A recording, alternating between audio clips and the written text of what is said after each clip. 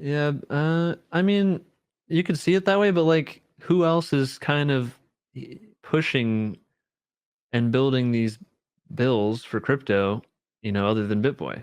It's like, yeah, I mean, how long? When do you stop hating a guy? You have to think about it, because there's also people who just always hate Richard, even though he's only done this awesome stuff, and there's anybody he's done business with has never had a complaint, but they still call him a scammer and all this stuff from his past that half of it was, pretty much all of it wasn't even true. He was the one who got scammed, and then people use him getting scammed against him in the future, and you're like, dude, just do some research, and you know that this dude's legit. But people just continually hate Richard, and they don't update their worldview. So you don't want to do the same thing to someone else trying to do good in the world. Like he didn't get people wrecked on FTT. Yeah, I mean, that's why it's a redemption arc. If you didn't do anything bad before, it wouldn't be that redemption-y. Driving home from work. Thanks, KFK, for the stream. No problem, Blockroni. I love your content as well. Certainly not redeemed, but he's starting to realize he hasn't known real crypto. That's why he has been on Richard on the low for the last year, more and more obviously. Yeah. Yeah, I think it's good because like whenever you just see Richard being right over and over after all the aftermath, after the explosions, you're just like, eventually things have to turn around. Like we can't just keep having FTX explosions and promoters getting away with promoting scams constantly like that. I think eventually will die away in the space. At least we'd hope. I think everyone's average intelligence on topics gets better over time. Like everyone in the Hex community kind of understands everything Richard's been talking about, but everybody else outside of the Hex community still doesn't even understand market caps of LOL metric. They don't understand liquidity. They don't understand when the best time to buy a thing is. They don't understand negative externalities. There's just so many things that we've learned through listening to the wise words of someone who's been in it since the beginning. And we just get to be just extra smart because we have a great leader.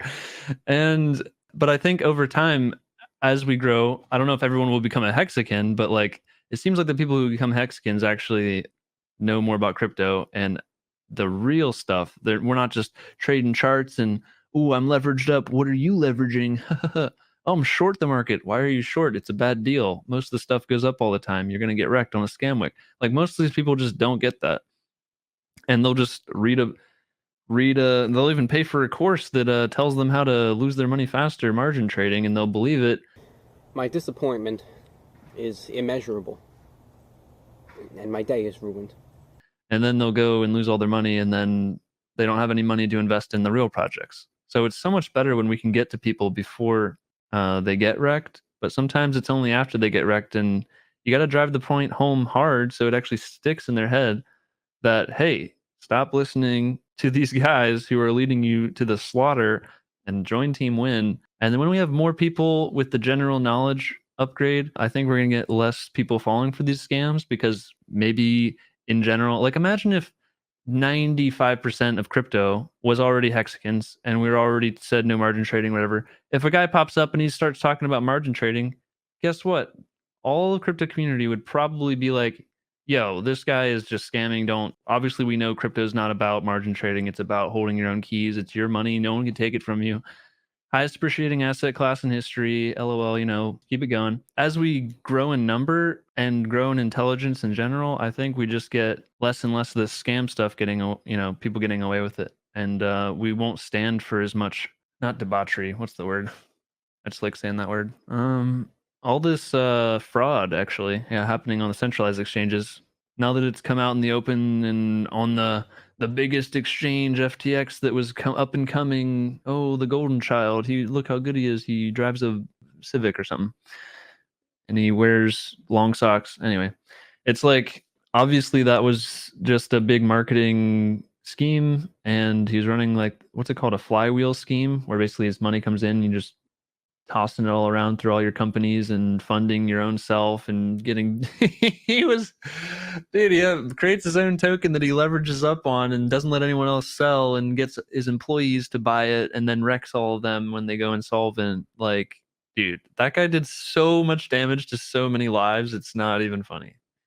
And somehow, I mean, it's not somehow, it's because he donated to the Democrats and the Republicans. But He's not under arrest. What's that about? That's what's crazy. Yet the Tornado Cash developer is in jail in like the Netherlands or something. What's that about? Why is he in jail? What did he do? Write open source software? It's like I don't like that chilling effect whenever they're without any real thing that the guy did or whatever. They're making it like nobody wants to work on privacy tech now because oh, if I create this open source thing and just deploy it, they're just going to come after me because I authored it. And so now we're going to have this slowdown, I feel like, in privacy tech and usage of privacy stuff. What you don't want in the future is cryptocurrency where there is no privacy because then everybody just has their identity tied to their wallet. And that is just not good. You do not want to walk around with your bank account balance on your chest for the rest of your life. It messes with commerce, it messes with business, messes with privacy, all your transactions. Oh, I went and bought a cheeseburger. Now the guy at the cheeseburger stand knows every purchase I ever had on that wallet, like forever back. It's just you need a way to mix your coins or have anonymity and fungibility of your coins, or it's like dystopian level bad, you know. So hopefully we still keep we're gonna have like cash in the future because you always need a physical cash, you know, in case internet goes down and stuff. You need a way to do commerce, and then on top of that, we want privacy. And I think Richard's gonna build that out in the future on Pulse Chain.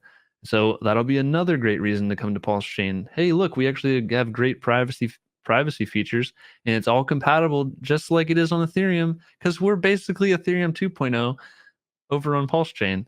And so all the stuff that works over there should work on our stuff. And there's just more capacity, which is awesome. Time goes on. Love that keeps keeping it real on the beard. That's so legit. Yeah, lol.